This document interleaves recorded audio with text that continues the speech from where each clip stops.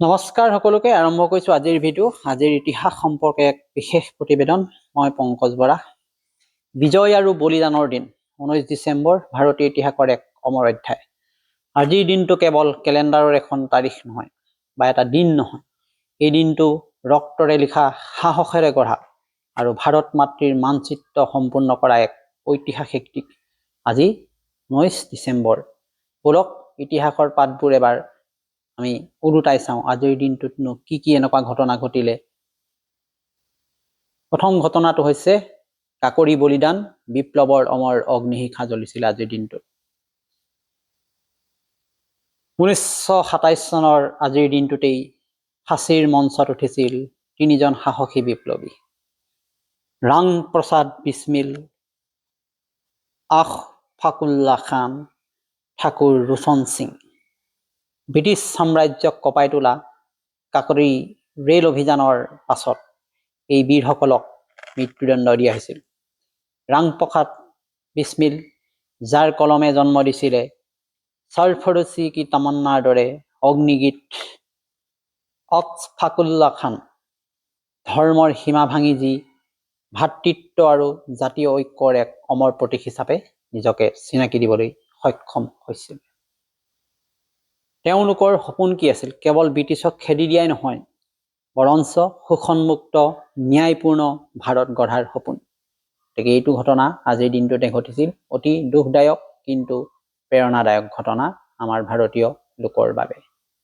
দ্বিতীয় কথাটো হ'ল অপাৰেশ্যন বিজয় শেষ উপনিৱেশৰ অন্ত 1961 চন 1947 চনত স্বাধীনতা লাভ কৰিলেও ভাৰত সম্পূৰ্ণ তেতিয়াও মুক্ত হোৱা নাছিল বিশেষকৈ গোৱা দমন আৰু দিউ পৰ্তুগীজ শাসনৰ অধীনতেই আছিল প্ৰায় 451 বছৰ ধৰি কূটনৈতিক চেষ্টাও ব্যৰ্থ হোৱাত যেতিয়া পৰ্তুগীজে ভাৰতীয় আন্দোলনকাৰীৰ ওপৰত গুলী চলাইছিলে প্ৰধানমন্ত্ৰী জৱাহৰলাল নেহৰুৱে তেতিয়া নিৰ্দেশ দিছিল অপাৰেশ্যন বিজয় মাত্ৰ 36 ঘণ্টাৰ ভিতৰত ভূমি নৌ বায়ু সেনাৰ সংযুক্ত অভিযানত পৰ্তুগীজ গভৰ্ণৰ মানুৱেল ভাছালো ই চিলভাই আত্মসমৰ্পণ কৰিবলৈ বাধ্য হ'ল আৰু 1961 চনৰ 19 ডিচেম্বৰ সন্ধিয়া 6 বজাত গোৱাত উৰিল ভাৰতৰ তিৰংগ পতাকা জয় হিন্দ লগে লগে শেষ হ'ল ভাৰতত বিদেশী শাসনৰ দীৰ্ঘতম এক অধ্যায় ইতি হৈছে ইতিহাসৰ অন্যতম গৌৰৱময় মুহূৰ্ত তৃতীয় ঘটনাটো ঘটিছিল ইতিহাসত সমান্তৰাল চিনেমাৰ সিংহ পুৰুষ পুৰীৰ জন্ম হৈছিল 1950 চনৰ ৰাতিৰ দিনটোত আজিৰ দিনটোতেই জন্ম হৈছিল ভাৰতীয় চিনেমাৰ অন্যান্য এক নাট্যকাৰ অভিনেতা পুৰী চাহ দোকানত কাম কৰা এজন দৰিদ্ৰ ল'ৰাৰ পৰা বিশ্ব পৰ্দালৈ যাত্ৰা নায়কৰ গ্লেমাৰ নহয় বাস্তৱৰ মুখ দেখুওৱা অভিনয়ে আছিল তেওঁৰ শক্তি নায়ক খলনায়ক অভিনেতা পুৰীৰ আজিৰ জন্মদিনত তেওঁক আমি স্মৰণ কৰিছোঁ তেওঁৰ যি বোলছবি জগতত অৱদান তাৰ ভিতৰত আক্ৰোশ অধ্যসত্য ইষ্ট ভাৰতৰ সীমা অতিক্ৰম কৰি হলিউড ব্ৰিটিছ চিনেমাটো তেওঁ প্ৰমাণ কৰিছিলে প্ৰতিভাৰ কোনো সীমা নাই প্ৰতিভাৰ কোনো ভাষা নাই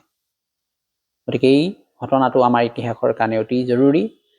চতুৰ্থ অধ্যায়ৰ শেষত ইতিহাস গঢ়া নাৰী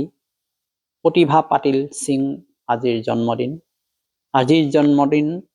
আজিৰ দিনটোতেই জন্ম হৈছিল ভাৰতৰ প্ৰথমগৰাকী মহিলা ৰাষ্ট্ৰপতি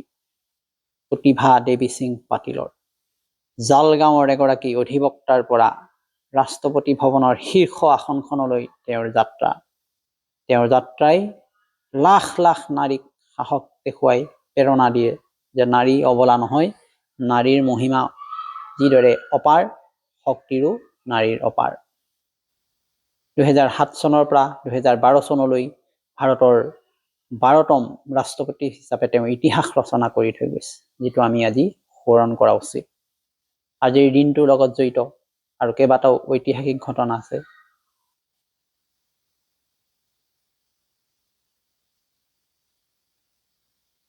আজিৰ দিনটোৰে আন এটা গুৰুত্বপূৰ্ণ ঘটনা হ'ল 1984 চনত ইন্দিৰা গান্ধীৰ যি হত্যা হ'ল তাৰ পিছত অনুষ্ঠিত হোৱা অষ্টম সাধাৰণ নিৰ্বাচন ঘোষণা হ'ল ৰাজীৱ গান্ধীৰ অভিলেখমূলক বিজয় 1885 চনত মুদ্ৰিকৰ যুদ্ধ প্ৰথম এংলো শিখ যুদ্ধৰ সামৰণি। গতিকে আজিৰ আলোচনাত আমি ফাঁচীৰ দণ্ডৰ পৰা গোৱাৰ সমুদ্ৰ